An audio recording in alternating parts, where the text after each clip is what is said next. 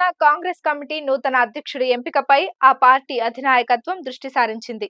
ఈ నెల 27తో 3 ఏళ్ల పదవీకాలం పూర్తవుతున్న ప్రస్తుత అధ్యక్షుడు ముఖ్యమంత్రి రేవంత్ రెడ్డి స్థానంలో కొత్త వారిని నియమించాలని పార్టీ నిర్ణయానికి వచ్చినట్టు తెలుస్తోంది. ఢిల్లీ పర్యటనలో ఉన్న ముఖ్యమంత్రి రేవంత్ రెడ్డి శనివారం ఉదయం పార్టీ అగ్రనేత సోనియా గాంధీ, కీలక నేతలు రాహుల్ గాంధీ, ప్రియాంక గాంధీలతో సమావేశమయ్యారు. లోక్సభ ఎన్నికల ఫలితాలు, రాష్ట్రంలో నెలకొన్న తాజా రాజకీయ పరిస్థితులు, పీసీసీ అధ్యక్షుడి ఎన్నిక, నామినేటెడ్ పదవుల భర్తీ, మంత్రివర్గ విస్తరణపై రేవంత్ వారితో చర్చించినట్టు తెలుస్తోంది. తన పదవీ కాలం పూర్తవుతున్నందున కొత్త పీసీసీ నేతను ఎంపిక చేయాలని ఆయన అగ్రనేతలను కోరినట్లు సమాచారం. పీసీసీ అధ్యక్షుడిగా ఎవరిని నియమిస్తే బాగుంటుందన్న అంశంపై పార్టీ పెద్దలు రేవంత్ అభిప్రాయాన్ని అడిగి తెలుసుకున్నట్లు సమాచారం. తెలంగాణలో అధికారంలోకి వచ్చి 6 ఏళ్లు పూర్తయిందని, ఇప్పటికే ఎన్నికల సమయంలో ఇచ్చిన కీలకమైన హామీలను అమలు చేశామని, మిగతా వాటిపై దృష్టి సారించామని రేవంత్ రెడ్డి చెప్పినట్లు సమాచారం. లోక్సభ ఎన్నికల షెడ్యూల్ కన్నా ముందే 37 నామినేటెడ్ పదవులు భర్తీ చేస్తూ నిర్ణయం తీసుకున్నామని, ఇందుకు సంబంధించిన ఉత్తర్వులు కూడా వెలువరించామని, మరిన్ని పదవులను భర్తీ చేసేందుకు అనుమతి ఇవ్వాలని రేవంత్ కోరినట్టు సమాచారం. అలాగే మంత్రివర్గ విస్తరణపై ఎమ్మెల్యేలు, ఎమ్మెల్సీలు ఆశలు పెట్టుకున్నారని, నిజామాబాద్, ఆదిలాబాద్, రంగారెడ్డి, హైదరాబాద్ జిల్లాలకు మంత్రివర్గంలో ఇప్పటిదాకా చోటు కల్పించలేదని, ఈ జిల్లాలను మంత్రివర్గ విస్తరణలో పరిగణలోకి తీసుకొని ప్రాధాన్యత ఇవ్వాలని రేవంత్ కోరినట్లు సమాచారం.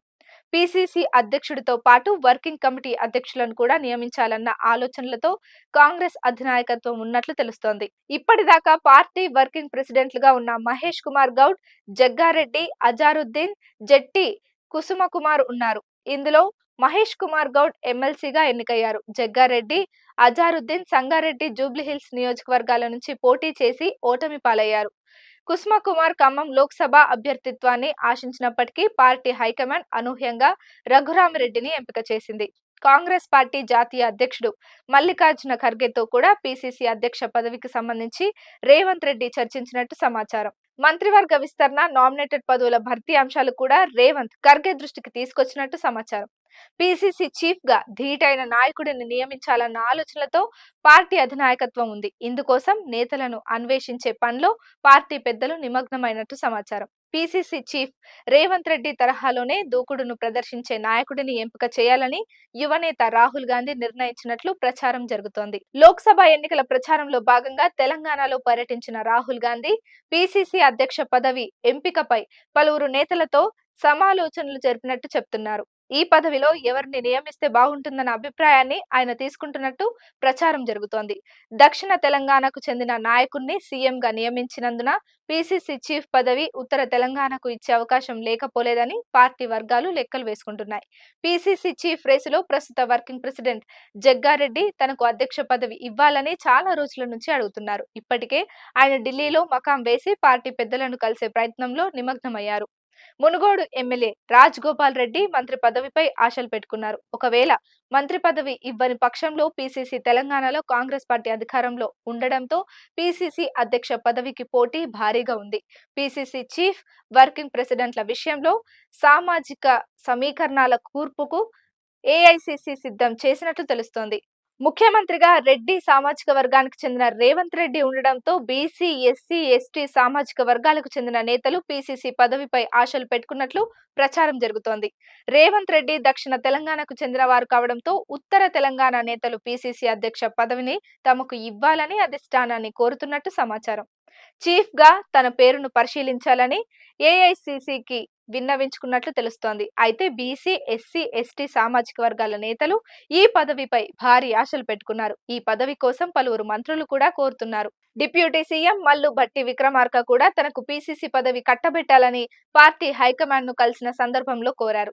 తెలంగాణలో పార్టీ అధికారంలోకి వచ్చాక ముఖ్యమంత్రి, మంత్రి పదవుల అంశం ప్రస్తావనకు వచ్చినప్పుడు పీసీసీ చీఫ్ గా తన పేరును పరిశీలించాలని అభ్యర్థించినట్లు ప్రచారం జరుగుతోంది. కర్ణాటకలో శివకుమార్ డిప్యూటీ సీఎంతో పాటు పీసీసీ పదవిలో సైతం ఉన్నారని, తెలంగాణలో కూడా అలాంటి నిర్ణయాన్ని తీసుకోవాలని భట్టి విక్రమార్క పట్టుబడుతున్నారు. మంత్రి పొన్నం ప్రభాకర్ సైతం ఈ రేసులో ఉన్నానని అంటున్నారు. తాను విద్యార్థి విభాగం నుంచి తాను కాంగ్రెస్ పార్టీలో పనిచేస్తున్నానని, గతంలో తాను పార్టీ వర్కింగ్ ప్రెసిడెంట్ గా సేవలు అందించానని, అందుకే తనను అధ్యక్షుడిగా అవకాశం ఇస్తే పార్టీని బలోపేతం చేయడంతో పాటు అన్ని ఎన్నికల్లోనూ గట్టిగా పనిచేసి పార్టీ ఎంపిక చేసిన అభ్యర్థులందరినీ గెలిపిస్తానని ఆయన ఏఐసిసి అగ్రనేతల దగ్గర చెప్తున్నట్లు సమాచారం. ప్రస్తుత వర్కింగ్ ప్రెసిడెంట్ మహేష్ కుమార్ గౌడ్ సైతం ఈ రేసులో తాను ఉన్నట్లు ప్రకటించారు. మరో పీసీ నేత మధు యాష్కి గౌడ్ కూడా పీసీసీ రేసులో ఉన్నట్లు ఆయన తన సన్నిహితులతో చెప్పినట్టు సమాచారం. రెడ్డి సామాజిక వర్గం నుంచి జానారెడ్డి, మంత్రి శ్రీధర్ బాబుతో పాటు ఎస్సీ సామాజిక వర్గానికి చెందిన సంపత్ కుమార్, ఎస్టీ సామాజిక వర్గం నుంచి సీతక్క, బలరాం నాయక్ పేర్లు బలంగా వినిపిస్తున్నాయి. కేసీఆర్ ప్రభుత్వం తీసుకున్న ప్రజా వ్యతిరేక విధానాలపై ఒంటికాలిపై లేచి పోరాడిన రేవంత్ రెడ్డి రాష్ట్రంలో కాంగ్రెస్ పార్టీని అధికారంలోకి తీసుకువచ్చేందుకు కీలక భూమిక పోషించారు. అసెంబ్లీ అభ్యర్థుల ఎంపిక మొదలు ప్రచారం ఎన్నికల వ్యూహానికి సంబంధించి ఆయన తీసుకున్న నిర్ణయాలను పార్టీ అధినాయకత్వం పలు సందర్భాల్లో ప్రశంసించిన సంగతి తెలిసిందే. అసెంబ్లీ ఎన్నికల్లో గెలిచిన 64 మంది ఎమ్మెల్యేలతో ప్రభుత్వాన్ని ఏర్పాటు చేయడంలో రేవంత్ రెడ్డి కీలక పాత్ర పోషించారు. లోక్సభ ఎన్నికల్లో బీఆర్ఎస్, బీజేపీ తోగట్టిగా పోరాడి 8 ఎంపీ సీట్లు సాధించడంలో రేవంత్ కీలక పాత్ర పోషించిన అంశాన్ని అధినాయకత్వం పలు సందర్భాల్లో ప్రస్తావించినట్టు తెలుస్తోంది. పీసీసీ చీఫ్ రేవంత్ స్థానంలో ఆయనకు ధీటుగా ఉండే నేత ఎంపిక జరుగుతుందని కాంగ్రెస్ పార్టీ పెద్దలు తమను కలిసిన నేతలను సంకేతాలు అందించినట్టు సమాచారం. ఈ దిశలోనే పీసీసీ అధ్యక్ష పదవికి ఏఐసీసీ పలువురు కీలక నేతల పేర్లను పరిశీలించినట్లు తెలుస్తోంది.